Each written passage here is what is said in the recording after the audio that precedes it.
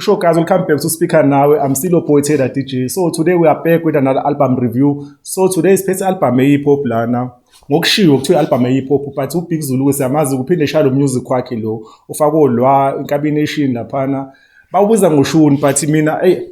angifuni qamba I'm a big fan of Big Zulu and angikho happy ngealbum yakhe entsha. Because I think ama-album akhe amathathu nje lawa alandelanayo khona lethi ngisesicongweni ekade iphume last year i-sound yakhona like uyasincisha ingoma ze-hip hop laphana so ngilaleli i-album ingoma ze-hip hop I think mhlawumbe ezintathu laphana because i-album inama-tracks awu-12 but ingoma eningi akuyona i-hip hop laphana so mina as umuntu oyi-big fan kaBig Zulu and I'm actually from eBergville because first time ngizwe album kaBig Zulu yango-2018 lethi uShuni Wenkabi ngavele ngaye music ngawethenga i-copy because umkhaya wami lona samsupporta and nami ngumuntu owayezalelwe eBergville laphana but I think after le success akaba nayo le ngoma lana imali eningi akazange saba pro ku-hip hop and kwelinye inside ngiya-understand because uBig Zulu ube underground isikhathi eside so the time esethatha le bass commercial uvele washaya into yakhe ehambayo but mina i-issue yami ngoBig Zulu i-one uthi no right now uBig Zulu use-successful useyenze yonke into I think nje anga-afford ukuthi sinikeze i-album ye-rap so anga-understand mezovele ekhiphe iy'ngoma ey'ningi kangaka and azikho iy'ngoma ze-rap laphana so-ke ngizotomula lezi ezimbalwa ke ngizwile even though ngingekho happy nge-album yonke even nane-structure se-album this another thing eyi-issue kumina because i-album inengoma eziwu-12 but nokuthi ayilalela i-album ayina-intro ayina-outro ayinama-interlude it doesn't sound like i-album ngathi nje i-mixtape noma i-EP but yena uyibize nge-album i-album iphumile ibizwa omkhulu inama-features abantu abafana naboXolwa ukhona ulwa ukhona usiyantuli kube khona nama-features-ke abantu be-hip hop laphana ukhona i-feature enomaraza ikhona i-feature eno-Casper Vest ibe khona i-feature ubalo umjida noma-7 nayo I think omunye umuntu o-underground isikhathi eside ngibe-happy ukuthi ngimbone kule album laphana kube khona nozakwe laphana so ibona abantu nobuhle lo mntwana lo dume kakhulu ngamapiano laphana ikhona ingoma bayenze naye laphana so mhlawumbe nje ngiqale ngengoma engiyithandile because ingoma eningi angifuni qamba amanga angiyithandi kule album lana but-ke le ngoma le kuyiyona ethi raps lapha la rapper khona leyo I think lo ngoma imnandi besakhumbuza abantu ukuthi ekugcineni usakwazi ukurapper because ingoma eningi akasa-rap but laphana ba-rapper ku-Officer Shenwane nomaraza oma-7 laphana so lo ngoma ngiyithande kakhulu ibizwa ngebuzz leyo ngoma le and ngama-numbers ngibonela abantu abaningi yona ngoma baye-accept abayithandile because ezinye ingoma akuyenzi sense ukuthi uBig Zulu ngenza ingoma nobuhle like ubuhle ugudi kuma-vocals kuma-piano ahlonishwa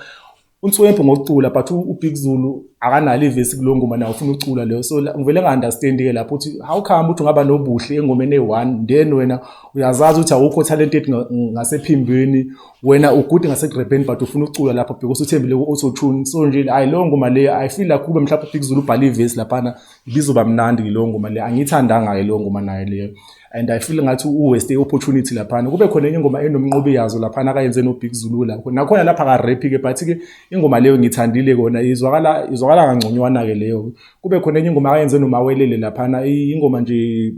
ingoma yothando le epholile imnandi-ke leyo ngoma even though nakhona enga-rap because mina isho enkulu kakhulu nami noBig Zulu ukuthi akasafuna ukusinikeza i-rap and mina ngifila ngathi uskemile because mina I became a fan of Big Zulu because of i-rap so uma ngasa-rap la I feel like ngiskemekile mina so yona isho yami enginayo leyo so leyo ngoma-ke leyo enye ingoma emnandi laphana khona enye ingoma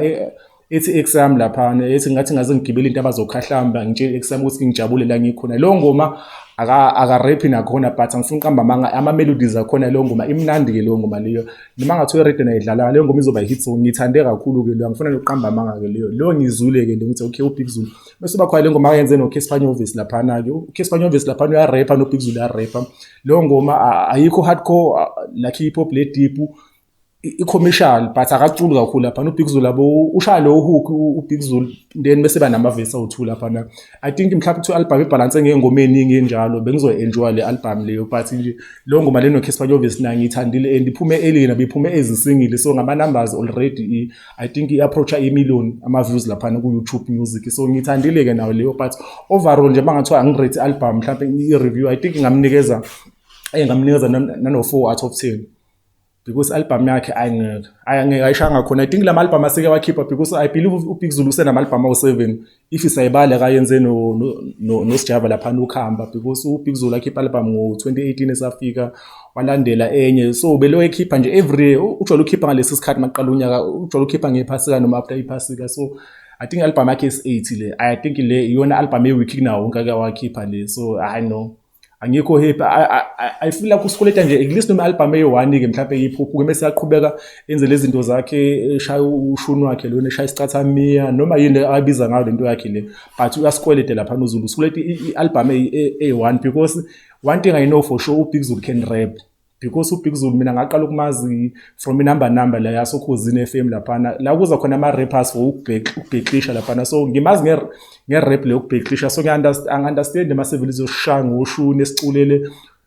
uzosiculela album yonke. Mhlawumbe ungayishaya ingoma eziwu2 mhlawumbe yabo, noma ingoma eziwu3 yabo, lezo ngoma just ezoba ama-hits zidlale laphana eradweni zibe easy laphana because ufuna lo music o-commercial, and uBig Zulu akasekho 100 bafethu. So wangasalambile le why lokufuna ama-numbers, shaya ingoma nje, shaya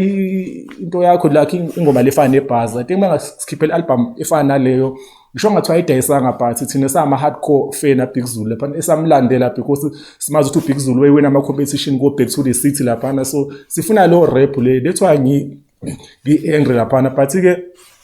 twashwela inkaba izondi nama ngilwi nami nenkaba laphana, but umbono wami uspeaker nawe. Anyway sekhona ku-Twitter ethi speaker nawe, sikhona Instagram sispeaker nawe, sibe khona ku-TikTok sispeaker nawe show. Awe we out.